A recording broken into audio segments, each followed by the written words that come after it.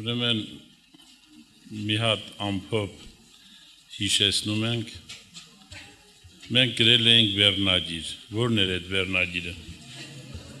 օրենքը մեր դաստիարակ եղավ մեզ Քրիստոսին բերելու, դրանից հետո գրել էինք, որ Մովսեսի օրենքը չէ, և հետո Հիսուսի խստացրած օրենքը, հետո գրել էինք Սուրբ Գրքից, որ Սուրբ Գիրքը վկայում է, որ Մովսեսի օրենքը ոչ ոք չպահեց, բոլորը մեղանչեցին և Աստծու փառքից ընկած են, և հետո հարց էինք տվել, եթե Մովսեսի թույլ օրենքը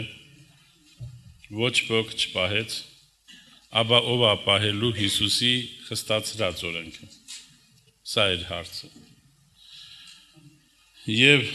հետագա շարունակության մեջ նաև զրուցել էինք, որ Աստված այդ օրենքը չէր տվել, որ մարդը պահեր և դրանով արդարանար, այլ Աստված օրենքը տվել էր, որպեսզի մարդը ճանաչեր իր մեղավորությունը։ Եվ հետագա շարունակության մեջ զրուցեցինք, որ եթե խորթ մոր սիրտը փոխվում դառնում է հալալ մոր սիրտ, նրա վրա օրենքները դնել, թե քո երեխուն կպահես, ավելնորդ է։ Եվ եթե հեթանոսները օտար են Աստծու կյանքից, և կատարվում է հրաշք և Աստծու կյանքը գալիս բնակվում է մեր մեջ Հիսուսը, և այդ կյանքն է մեր մեջ գործում, արդեն օրենքը ավելնորդ է, քանի որ մենք շատ ավելին ենք պահում, քան օրենքը։ Օրենքը ասում է 6 օր քո գործը գործես, չէ մի օրը Տիրոջը նվիրես, բայց քրիստոնյան ամբողջ իր կյանքն է Տիրոջը նվիրում։ Օրենքը ասում է հարգիր հորն ու մորդ, քրիստոնյան սիրում է իր թշնամիներին, անհամեմատ է, Քրիստոս կյանքը իմաստ չունի համեմատել օրենքի պահանջների հետ։ Մինչդեռ ամբողջ հարցը կայանում է նրանում, ամբողջ ավետարանի իմաստը, ամբողջ Աստծո ծրագիրը,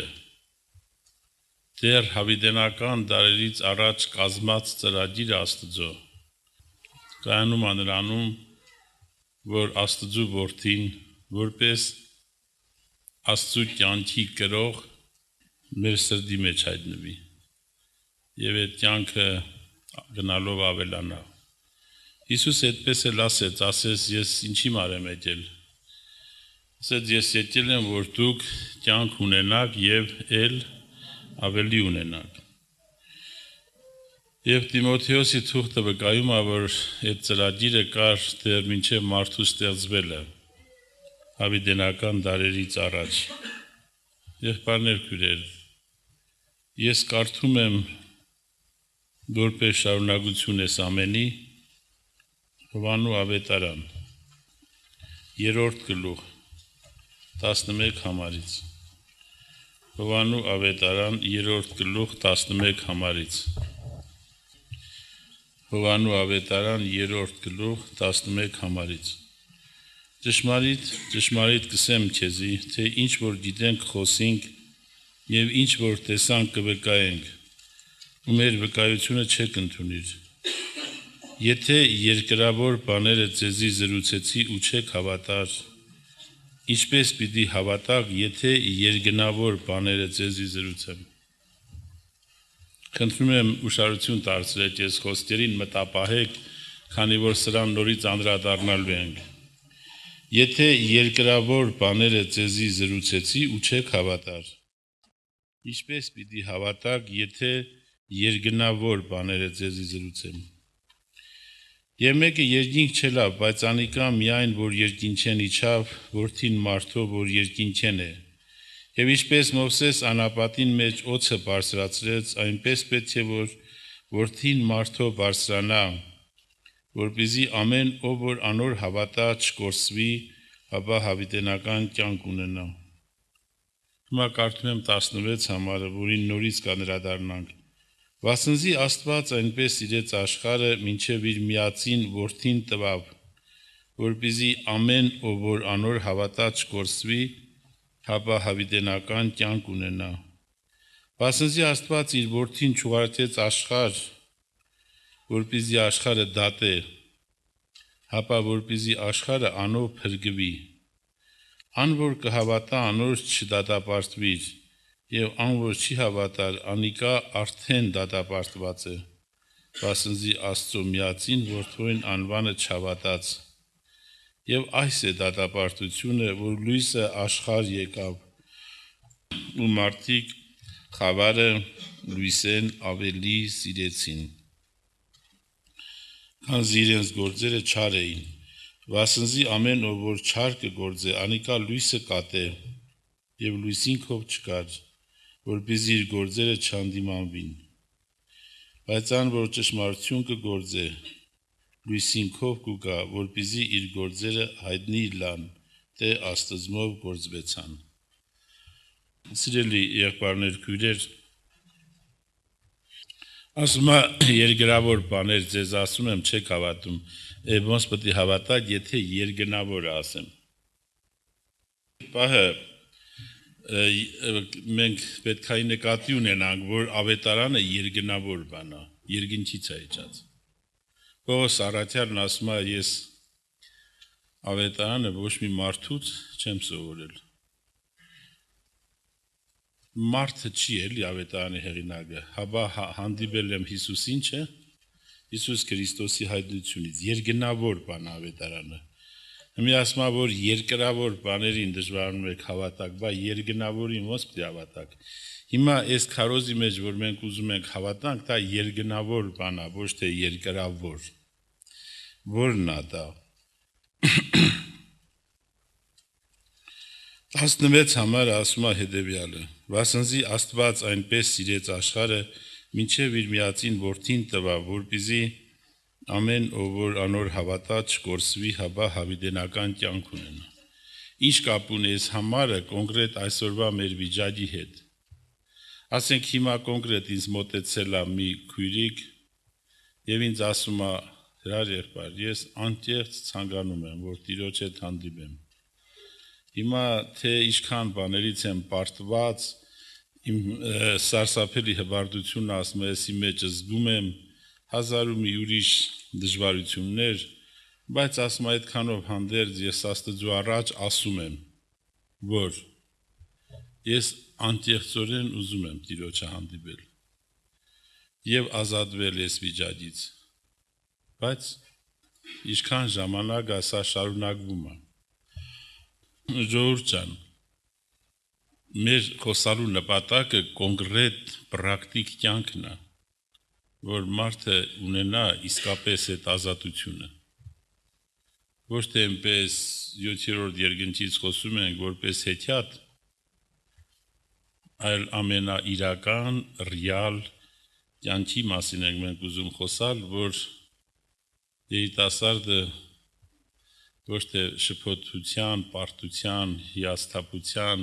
նույն մեղքը 100 անգամ կրկնելու, 1000 անգամ խոստովանելու վիճակը ապրի տառապանքի, այլ ճիշտ հակառակը, ուրախության, խաղաղության եւ ոնց որ Հիսուսը խոստացել էր, ասել էր, արեք ես ձեզ ինչ կանեմ, հանգստացնեմ։ Հիմա մենք ուզում ենք, որ իրական պրակտիկ կյանքի մեջ դուք բոլորը ունենաք այդ խոստումները, որ Տերը տվել է։ Դրա համար ինչի վրա ենք ուշադրություն դարձնում։ Ժողովուրդ ջան, եթե մենք փորձենք իրարից տարբերել մեռած մարդուն ու կենդանի մարդուն, ապա շատ տարբերություններ կարող ենք ցուցակով գրել։ Ասենք մեռած մարդը չի խոսում, կենդանի մարդը խոսում է, մեռած մարդը չի քայլում, կենդանի մարդը քայլում է, մեռած մարդու աչքերը փակ են, մարմինը հոտում է եւ այլ։ Հիմա եթե մարդը կենդանի է, այդ ամենը վերանում է։ Հիմա որ մենք հարց տանք, ասենք մի հատ բժշկական գիտությունների դոկտորի հարց տանք, ասենք ինչ բան է կյանք։ Գիտեք, դժվարանում են իրանք պատասխանել։ Թեկուզ էս ֆիզիկական կյանքը ինչ բան է եւ ոնց անա ծագել, իրանք չեն հասկանում։ ասում են կաբիջի ցայել է աթեիստները, ես շատ գիտեմ, որ դու ցայել է, բայց ինչ բան է կյանքը, մարդկանց անհասկանալի է, բայց որ այս մարդը կյանք ունի, դա հասկանալի է։ Հիմա եթե ես կենսաբանության մասնագետ չեմ, ասենք մաթեմատիկայի մասնագետ եմ, եթե ինձ հարցնեն, ասենք ինչ բան է կյանքը, ես ասինքն ոչ թե հոգևոր կյանքը, աշխարհի ֆիզիկական կյանքը, ես չեմ կարող պատասխանեմ, բայց ես գիտեմ, որ մեռած մարդը եւ կենդանի մարդը ոնց են իրարից տարբերվում։ Այդ տարբերությունը մենք բոլորս գիտենք։ Եվ որ տեսնենք մարդուն կասենք մեռածա թե կենդանի է։ Այսինքն տարբերությունը դրա որն է, որ կենդանի մարդու մեջ կյանք կա, մեռածի մեջ չկա։ Բայց դե որ մենք 1000 հատ հարց տանք, ասենք կյանքը ինչ է, մենք չենք կարող դա բացատրել մինչև վերջ։ Չենք հասկանում ինչ է, բայց նրա գոյությունը կամ բացակայությունը բարձ տեսնում ենք։ Եթե կյանքը լքել է իրան, այդ մարդը դիագ է։ Ֆիզիկական աշխարհի հետ ոչ մի շփում, ոչ մի առնություն չի կարող ունենալ, որ վրան գոռած չես չի պատասխանի։ Եվ այլն։ Նորից եմ կրկնում, կյանքի բացակայությունը կամ առկայությունը մենք իրարից լավ տարբերում ենք, բայց թե ինչ բան է կյանքը չգիտենք։ Հիմա ինչ է նշանակում աստվածային կյանք, բնությունը, Աստծո բնությունը, որը իր որդիով ինքը մեզ նվեր է տալիս։ Ասма ոչ ոք չգիտի ով է հայրը, եթե ոչ որդին, եւ ով է որդին, եթե ոչ հայրը։ Այսինքն մենք լիովին չեն կարող հասկանալ, ընկալել, թե ինչ է նշանակում, եթե մարդու ֆիզիկական կյանքը չենք հասկանում, աստվածային բնություն, աստվածային կյանքը չեն կարող հասկանալ, վերջը դա իրանից ինչ է ներկայացնում։ Բայց մարդու մեջ կյանք կա, թե չկա, այդ կարող են իրարից տարբերել։ Հիմա այս եղբոր մեջ երկնային կյանք կա, թե չկա, այդ պարզ երևում է։ Իր աշկերից էլ է այդ երևում։ Դե չեմ ասում իր վարքից է երևում։ Օրինակ Հովհաննեսը ասում էր, որ եթե մեկը իր եղբորը ատում է, ասում էր, որ նրա մեջ կյանք չկա։ Նա մարդասպան է, չէ՞, օրինակ։ Բայց եթե մեկի մեջ կյանք կա, այսինքն աստվածային կյանքը կա, Աստծո բնությունը կա, նա ընդունակ է աղոտ կանել իրեն խաչողների համար, ոնց որ ասենք Ստեփանոսը։ Հիմա ուրեմն ամբողջ ավետարանի իմաստը ինչու՞մն է, որ մարդը հոգևոր տեսակետից դիագա մեռած է։ Աստված ուզում է, որ իր կյանքը տա այդ մեռելին, եւ մարդը հոգևոր կենդանանա։ Սուրբ Գիրքը այդպես պարզ ասում է, դուք մեղքերու եւ հանցանքներու մեջ ինչ էիք, մեռած էիք։ Հիմա կյանքի փոխանցումը դա ավետարանն է, երկնավոր բան է։ Երկնքից իջած վարդապետությունն է։ Քրիստոսի վարդապետությունն է։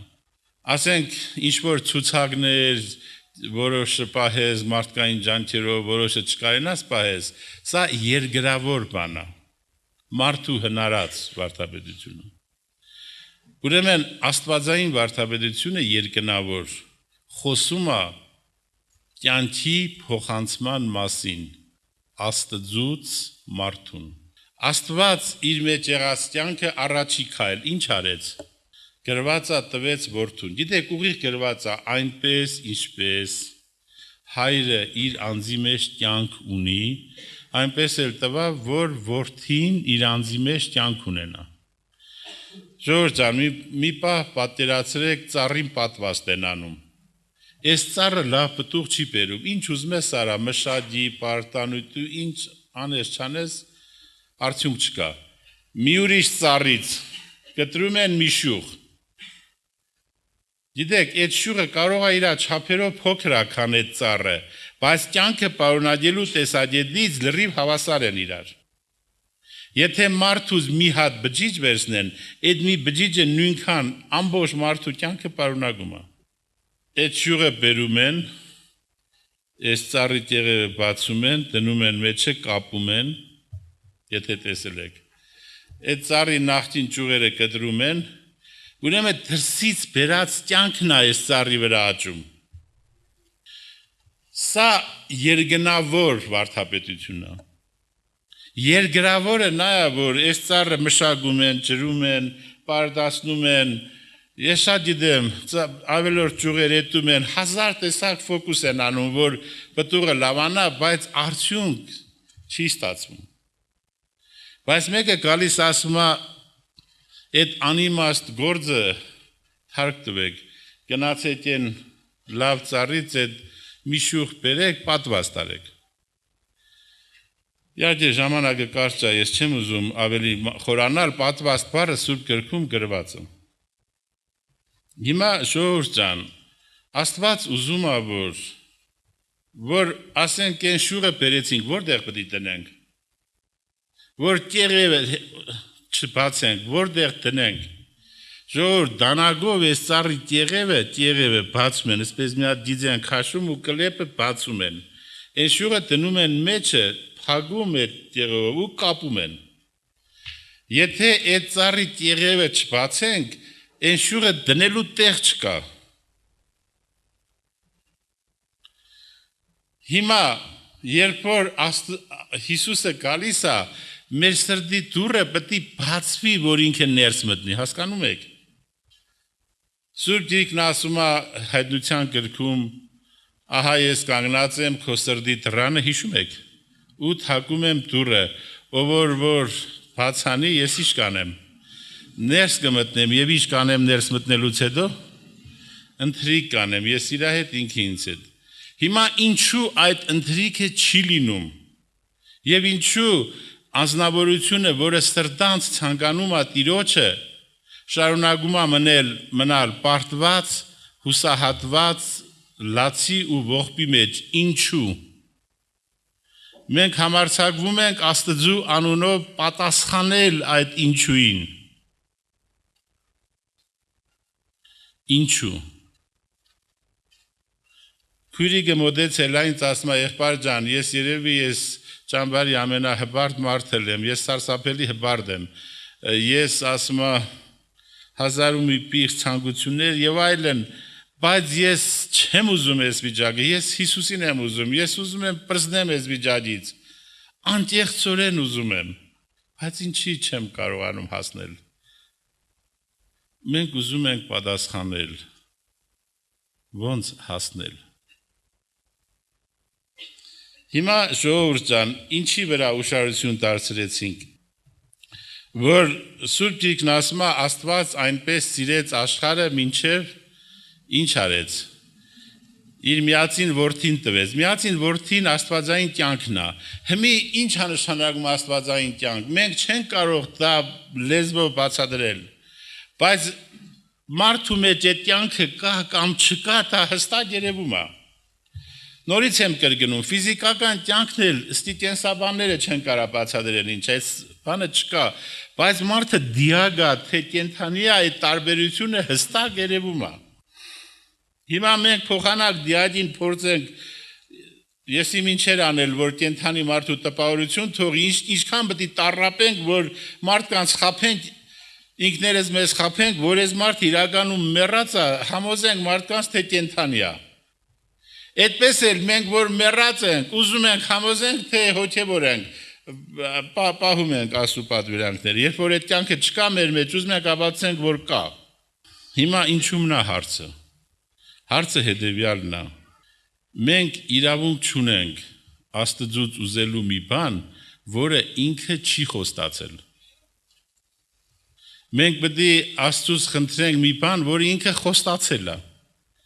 Մենք պետք է բարեհաճենք Աստծու խոստմունքները ուշադիր նայել, մեզ ինչ է խոստացել։ Մեզ ասում ենք Աստված մեզ սիրում է, ճիշտ ենք ասում։ Աստծու սերը ինչով է արտահայտվել։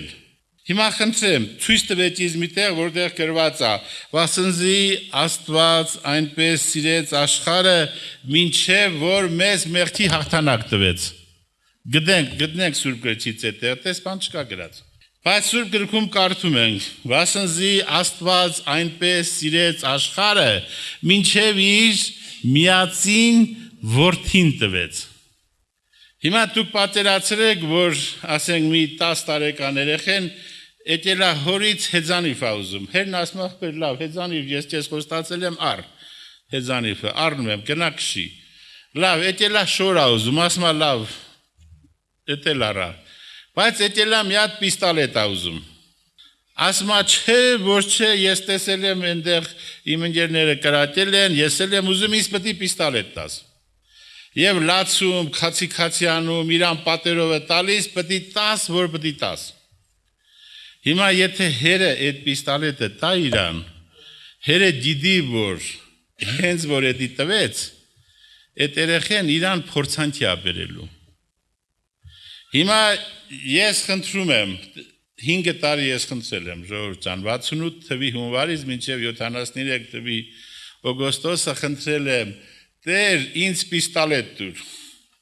ինձ մեղքի նկատմամբ հաղթանակ տուր, չէ որ քրիստոնյան պետք է մեղք չգործի, բայց Տերը երբեմն, որ շատ էր սրվում այդ վիճակը, երբեմն մի քիչ ողորմություն էր անում, որ սիրտս չպայթի։ Մի անգամ Հակոբ եղբայրը տեսավ ին վրա, որ պայթել էր իմ ներսը։ Ասավ, տեսա մի հատ խրուստալից վազ, մի հատ մարդ սև սապոգներով գր եկավ ու քացով խփեց այդ վազին, այդ վազը պայթեց։ Էլավ 1000 կտոր։ Հետո ասում է Հիսուսը այդ մանր կտորները հավաքում էր, որ նորից վազ սարքեր։ Իսկապես իմ ներսը պայթել էր։ Այսինքն ինչն էր պայթել։ Ես ասում եի վերջո, չէ որ Հիսուսն ասել է ես ձեզ կհանգստացնեմ, ուր է այդ հանգստությունը։ Ես ասում եի մի հատ ընկեր ունեի, Բենի Գերանունը։ Ասում է, ասավ հրայր, աշխարհի մարդիկ են շատ տառապում, թե ես ու դու։ Ասի երևի ես ու դու։ Ասա որ այնտեղ տառապակ, ինչ ես աշխարհ եմ գնում։ Ասի գնում ես գնա, բայց ես չեմ կարա գնամ։ Ես չեմ հավատում, որ աշխարհում կյանք կա, դրա համար չեմ կարա գնամ։ Վերջը գնացի մի օր բռնեցի այն եղբոր բջից, ով որ ինձ վգայել է։ Ասի արիստեղ, ես քու որ ասածը չեմ արել։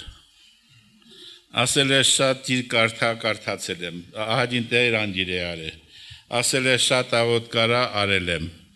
Ասել է շատ բարի գործարա արել եմ։ Քու որ ասածը չեմ արել, ասա։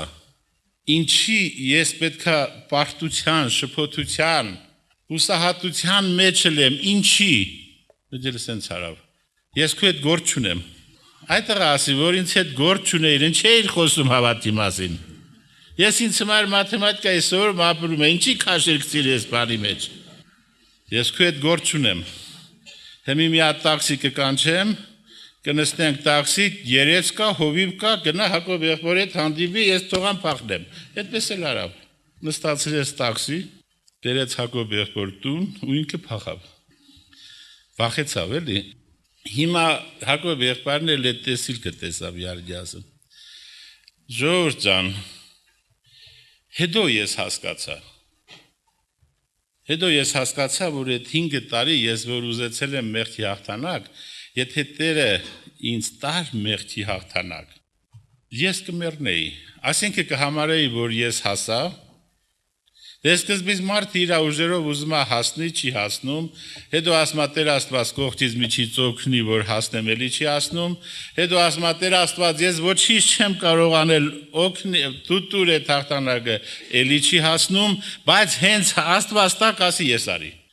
Այսինքն իր հբարդության ջրաղացին այդ սարսափելի մեջ ջուրա դրա համար Աստված ասում է ես քեզ տալիս եմ իմ որդուն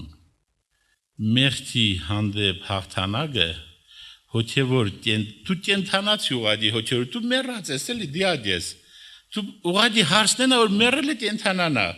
ես քեզ տալիս եմ իմ որդուն Քրիստոս Հիսուսին իմ մեջ եղած կյանքն եմ ես քեզ տալիս ինքը հետ է խոստացել երբ որ այդ կյանքը դու հավատքով առնես սրտի դուռը բացես եւ Հիսուսը ներս մտնի ինչ կկատարվի ուշադիր լսեք հիշեք այդ տեղը մանավանդ նրանք ովքեր ինձ մոտենում ու ասում են որ ես հավատում եմ որ ճիշտ են ասում որ ես սրտանց ուզում եմ ապրել հոգևոր կյանք բայց ջախջախված եմ լացի ու պարտության մեջ եմ ուշադիր լսեք Հռոմեացի 8-րդ գլուխ 2-րդ համարը ասում է Հիսուս Քրիստոսով եղած կյանքի ուշադրի լսեք Հիսուս Քրիստոսով եղած կյանքի հոգու օրենքը ինձ ազատեց մեղքի եւ մահվան օրենքից ինչ է սա նշանակում Սա նշանակում է երբ որ Հիսուս Քրիստոսով եղած կյանքը եկավ իմ մեջ այդ կյանքը օրենք ունի իր մեջ Այդ օրենքը շատ ավելի զորավոր է քան մեղքի օրենքը եւ նա հաղթում է մեղքի բնությանը տապալում է գողիաթին շպրտում է գողիաթին սպանում է կամ փարավոնին խորտակում է ջրի մեջ երբ որ Հիսուս Քրիստոսով եղած կյանքը որը Աստծո սիրո արտահայտությունն է Աստծո խոստմունքն է գալիս է իմ մեջ Քրիստոսի ներկայությունից ինչ է կատարվում հոգևոր մեռելը դառնում է հոգևոր կենդանի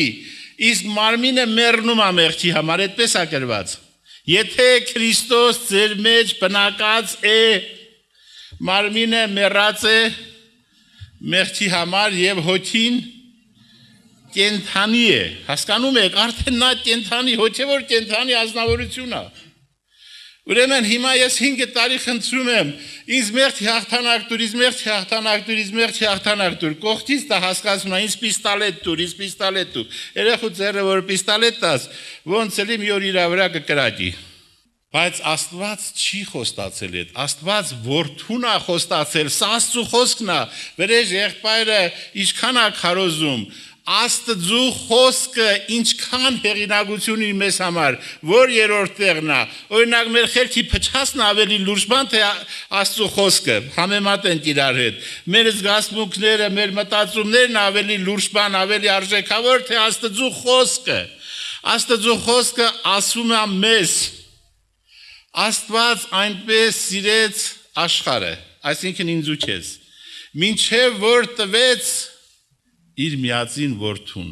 այսինքն ինքը քեզ որդուն է խոստացել։ Հիմա սա ինչ է նշանակում պրակտիկ մեր կյանքում։ Սա նշանակում է հետևյալը, որ երբ որ ես կանգնում եմ աղոթի, պետք է հասկանամ, մինչև ես հոգևոր տեսակետից կենդանի չլեմ, մինչև Քրիստոսը իմ մեջ չբնակվի, ես մեղքի հաղթանակ չեմ ունենալու, մեղքի հաղթանակը Քրիստոսին ունենալու հազարավոր հետևանքներից մեկն է, այն էլ մի ստից հետևանք, ավելի լուրջ բան է, երբ որ Քրիստոս քո մեջ բնակվում է, քո հոգին այլևս չի ձանձրանում, այլևս ժամանակից վեր է կանգնում։ Եհովայի վկաների կառուցած թագավորությունը, որ մարդիկ տուն ունեն, առողջ են, չգիտեմ, կոմունիզմը, մարդիկ նորից ձանձրանան, որովհետև աստվածային կյանքը չկա իրանց մեջ։ Աստվածային կյանքն է, որ մեր սրտում դառնում է աղբյուր, որը բխում է հավիտենական կյանքի համար։ Սամարացի կնոջը այդպես ասեց։ Մարդը չի հասկանում, որ եթե իր բոլոր խնդիրները լուծվի, առողջ լինի, հանգիստ լինի, հարստություն ունենա, տուն ունենա, պատերազմ չլի, ամեն ինչ չլի, էլի նա կձանձրանա։ Էլի նա Ադամը ոչ մի խնդրեմ չուներ, բայց քանի որ կենացարի չէր տերել, ինքը հոգեպես մենակ էր զգում։ Աղեք չէ Ադամի համար, որ նա մենակ գլա։ Սիրելի եղբայրներ քույրեր, խոսքը վերաբերում է բոլոր նրանց, ովքեր այդ տառապանքի մեջ շարունակվում են երկար ժամանակ։ Ինչ պետք է անենք մենք այս պահին, որ Աստծո գործը գործենք։ Շատ պարզ է, պետք է հավատանք այս գրածին, որ Աստված, որ քեզ սիրում է, այդ սերը արտահայտվում է նրանով, որ իր որդուն տալիս է քեզ։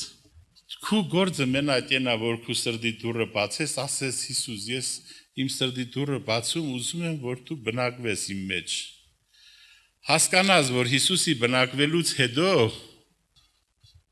մի եղբայր ասում էր, մի գիտնական գալիս է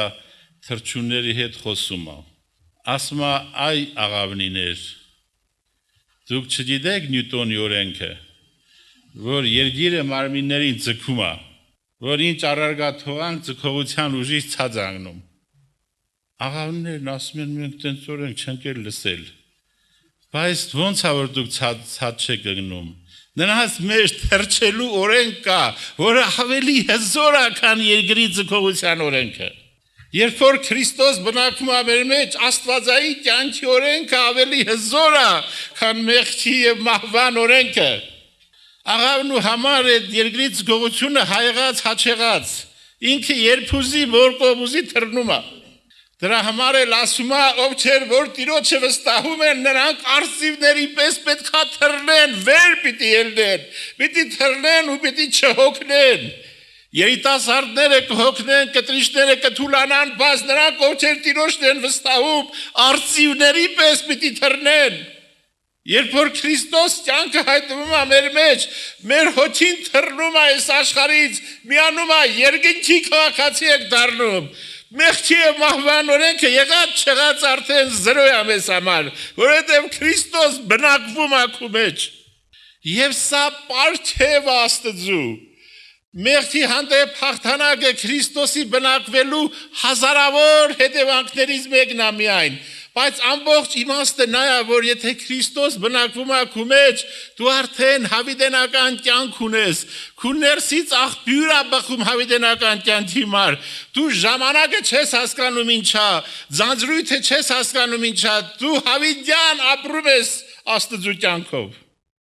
Ուրեմն ինչ է նշանակում երկնավոր ավետարան։ Այնպես ինչպես Մովսեսը օձը բարձրացրեց, նայում էին մի հատ օձին եւ պղնձի օձին եւ թույնից բժշկվում էին։ Հիմա մենք մի հատ պետք է նայենք Գողգոթային ու ասենք փառք ես Տեր, որ դու սիրել ես եւ որոշել ես քո որդուն այդ պարգևը տալ։ Հիմա աղոթի ճարած Սատանեն ասում է դու ով ես որ մեղքի մեջ թաղված դու ով ես որ այդ պարգևը չես տա։ Բայց մենք գիտենք որ վասնզի ամեն որ չարկը գործի անիկա լույսը կատե եւ լույսին քով չկար որպեսզի իր գործերը չհանդիմանվին։ Ուրեմն սիրելի եղբայրներ քույրեր, Աստծո խոսքը մեզ ասում է որ երբ որ թեկուզ մենք ինչ-որ բաներից պարտվում ենք, բայց մենք զզվում ենք ինքներս մեզանից, մեղքից զզվում ենք, մենք սրբություն ենք ուզում, այդ պահին որ քեզ հարց տան, ասեն դու խավարն ես սիրում, թե լույսն ես սիրում, ինչ պետք է պատասխանես։ Եթե դու խավարը սիրեիր, քո մեջ պատերազմ չէր էլի մեղքի դեմ, աշխարհի մարդու ներսում պատերազմ չկա, ինքը մեղքի հետ համաձայն է, բայց որ դու պատերազմի ես, էլ դա նշանակում է, որ դու լույսն ես սիրում։ Ուրեմն որ Սատանեն ուզում է կոտրի քո հավատքը, որ դու արժանի չես, մեղքերի մեջ թաղված, դրանք քո պարտություններն են, որ դու ելել ես պատերազմի, բայց ուժը չեր իքում։ Երբ որ Քրիստոս քեզ հանդիպի, Սատանեն ասում անգաջի քեզ կդատի, կդատապարտի չես։ Բայց Սուրբ Գիրքը ասում է Աստծու խոսքը։ Վասնզի այն որ անկարելի էր օրենքին, որովհետև տկար էր մարմնի պատճառով, Հռոմեացի 8-րդ գլուխ, 1-2-3 համարները։ Այսինքն երբ որ դու ծրագիր ես կազմել հաղթել մեղքին եւ չեր ստացվում, որովհետև այդ ծրագիրը տկար էր, որովհետև քո մարմնի մեջ մեղքի բնություն էր բնակվում, վասնզի այն որ անկարելի էր օրենքի, որովհետև տկար էր մարմնի պատճառով, Աստված ուղարկեց իր միածին որդին մեղքի մարմնի նմանությամբ ու մեղքի համար եւ դատապարտեց մեղքը այդ մարմնի մեջ։ Սիրելի եղբայրներ քույրեր, Իսրայելցիները սրբության մեջ չէին լողում, բայց Կարմիր ծովը անցնելու ժամանակ, երբ որ Աստված այդպես մի հատ նայեց, ամենահզոր պետության զորքը կար ու չկա, խորտակվեց։ Երբ որ Հիսուս հայտնվում է քո սրտում, ոչ թե քո դատն անում, ես չեմ եկել աշխարհը դատելու, եկել եմ փրկելու։ այլ քու մեջ բնակվող մեղքի բնության դատն անում, նրան իշխանազրկում է, սպանում է, շպրտում է գահիցած։ Աստված ուղարկեց իր միածին որդին մեղքի մարմնի նմանությամբ, մեղքի համար եւ դատապարտեց մեղքը այդ մարմնի մեջ։ Ուրեմն լավ իմացի։ Մենք պետք է վեշ տանք այդ վիճակին, որ մի հատ օրինակ բերել էր Սպերջենը։ Աշխարհի ամենամեծ քարոզիչը այս վիճակը բնութագրելու համար օրինակ էր բերել։ Ասма բժիշկը հանդիպում է մի հատ կնոջ, երեխեն հիվանդ է։ Ասма տիջին, երեխուդ պետք է տանես, ես ինչ թանկանոց սանատորիան, ես ինչ ջերակուրները պետք է առնես, ես ինչ պայմաններում պետք է քնասնես, որ եսի միշտ ծախսեր են, հազարներ, միլիոններ։ Ասма ախր ես ցամաք հացի փող չունեմ, բժիշկ ջան, այդքանը ոնց անեմ։ Հիմա մենք ասում ենք, դու պետք է կոնարել ես, հեզել ես, գողություն չանես, շնություն չանես, ոչ մի անսուր մտքեր չունենաս, ես տյանես, եմ տյանես, ասում ես ամենահասարակ նախանձից չեմ կարում ազատվեմ, ցավդ տանեմ, այդքանը ես ոնց անեմ։ Սա է մարդու հնարած վարդապետությունը։ Դու պիտի հաղթես մեղքին, դու պիտի անես։ Բայց երբ որ եկան հարցրին ասին վարդապետ, ինչ անենք, որ Աստծու գործը գործենք, եւ սա է Աստծու գործը, որ անոր ուղարկվածին հավատակ։ Անոր ուղարկվածը հիմի կանգնած է քո սրտի դրան ու թակում է դուրը։ Դու ասա Տեր, ես մինչև հիմա մտածում եմ, որ դու ինձ հանդիպես, դու իմ դատն ես անելու, դու իմ դատավորն ես։ Հիմա հասկացա, որ քանի որ ես քեզ եմ ցանկանում, դու իմ բժիշկն ես։ Իսկ մեղքի բնության դատավորն ես։ Անոր վերջերով մենք բժշկվեցանք եւ մեր խաղաղության պատիժը անոր վրա եղավ։ Մենք ուզում ենք կատարենք, մենք ուզում ենք իմ նախանձին հաղթեմ, հպարտությանը հաղթեմ, անսուր մրթերին հաղթեմ, հին մարդուն հաղթեմ, անեմ այդ գործը, կատարեմ։ Հիսուսը խաչի վրա ասեց, կատարվեցավ։ Արդեն կատարվել է այդ։ Դու այսօր փառք տուր, հենց որ Քրիստոս կհայտնվի քու մեջ, այդ Քրիստոսի խաչով կատարվածը կդառնա քու սեփականությունը։ Երկինքը կապույտ է, բայց եթե իմ աշտերը չի տեսնում, իմ սեփականությունը չի։ Երաժշտություն կա այստեղ, եթե իմ ակաժները խուլ է, ես չեմ լսում այդ երաժշտությունը, իմը չի, բայց երբ որ իմ տեսողությունը բացվի, երկինքի կապույտը իմ մեջ կտվվի։ Երբ որ իմ հավատքը կդառնա պարզ հավատք, մանուկի նման, որ Աստված այնպես սիրեց աշխարհը, մինչև իր միածին որդին տվեց։ Այսինքն Աստծու սիրո արտահայտությունը դա որդու պարգևն է։ Մարդիկ ուզում են շրջանցելով որդին ուրիշ պարգևներ ստանան, բայց Սուրբ Միկնասը ամեն բանի մեջ, ամեն բան անով, անջե եւ անոր համար պետք է լինի։ Անիկա է հավատի անջունակարը, նրանով է բոլոր պարգևները։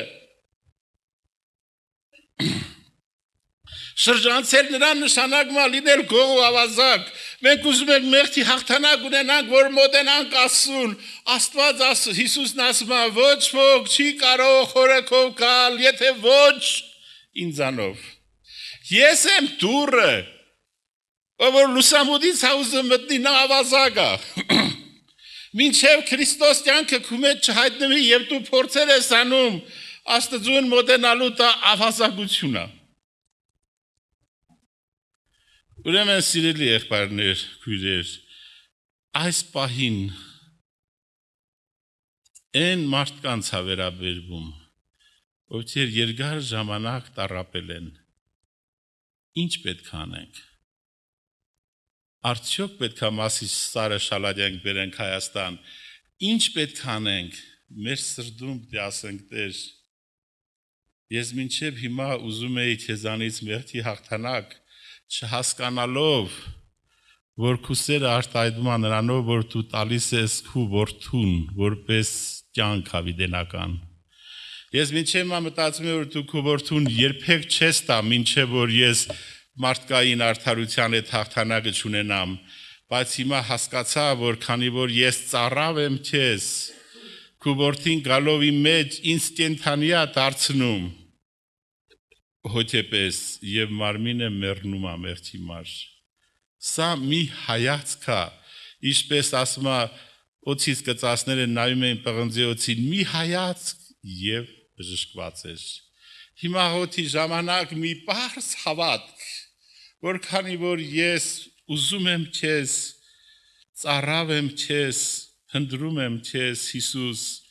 հիմա նոր հասկացա երկնային ավետարանը, որ քո սերը Տեր Աստված արտահայտվում է քո որդու պարգևով եւ քո որդին ինձ հանդիպելով իմ բժիշկն է մեղքի բնության դատավորը։ Երկար ճանապարհ ասնում մարդը մինչև հասնի այս կետին, ինչպես նարեկացին հասավ ու ասեց. «Կարեկից եղիր ինձ որպես բժիշկ» եւ ոչ թե կանչիր դատաքննության իբրև դատավոր։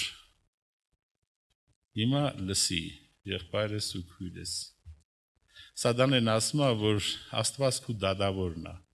Այն պահին, որ դու մերժել ես իր անաշխարհի կյանքին ես հավատում, այդ պահին քու դատավորն ես։ Որ պահից, որ դու աշխարհը մերժեցիր եւ իրան ես ուզում, այդ պահից Աստված քո բժիշկն է։ Հանդիպիր քո բժշկի հետ, ասա բժշկից, լցրա իմ սիրտը քո ներկայությամբ, որպեսզի բոլոր վերքերը բժշկվեն, քո ներկայությունից ես կենթանանամ, ուրախանամ քո սիրո պարգևի վրա, հավիտենական փրկություն իմ սրտում, միայն փարվեմ ոտքերիդ ու սերը վայելեմ։ Ամեն, աղոթեմ։ Փառք ես, օրհնյալ Աստված։